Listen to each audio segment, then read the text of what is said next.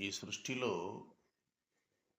సమస్త జీవులకును, సమస్త మానవులకును, దేవతలకును, సర్వ సృష్టికి 3 పదార్థములు ఆధారమయ్యున్నయి. ఆ మూడింటి వల్లనే సృష్టి, స్థితి, ప్రళయములు జరుగుచున్నవి.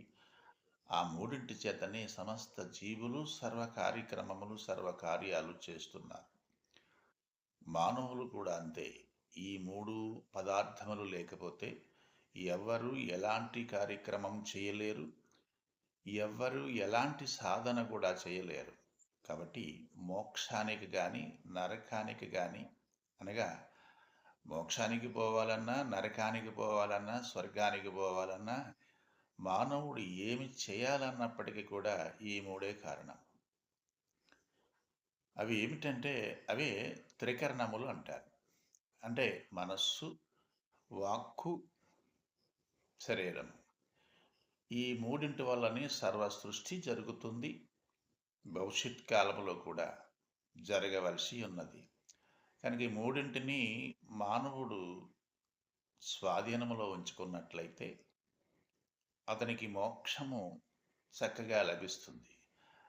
అలా కాకుండా ఈ మూడింటిని స్వాధీనములో ఉంచుకోకుండా తన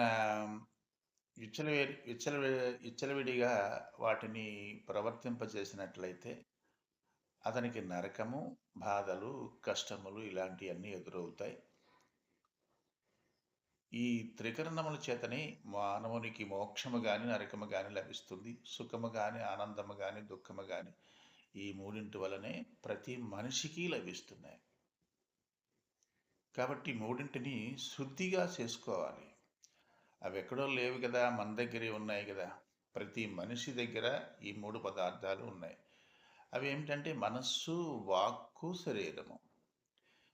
మనస్సు శుద్ధిపడాలి అనుకున్నప్పుడు భగవద్ ధ్యానము, భగవత్ కథలు మనసులో తలంచుకోవడము, భగవంతుణ్ణి స్మరించటము ద్వారా మనసు శుద్ధపడుతుంది.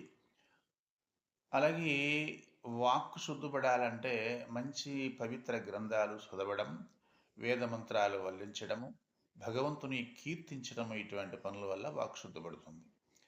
అదేవిధంగా శరీర శుద్ధి కావాలనుకున్నప్పుడు మంచి వ్యాయామం చేతను, మంచి ఆహారం చేతను, అలాగే మంచి వ్రతములు, పుణ్య కార్యక్రమాలు, పరోప కార్యక్రమాలు చేసినట్లయితే శరీరం శుద్ధపడుతుంది.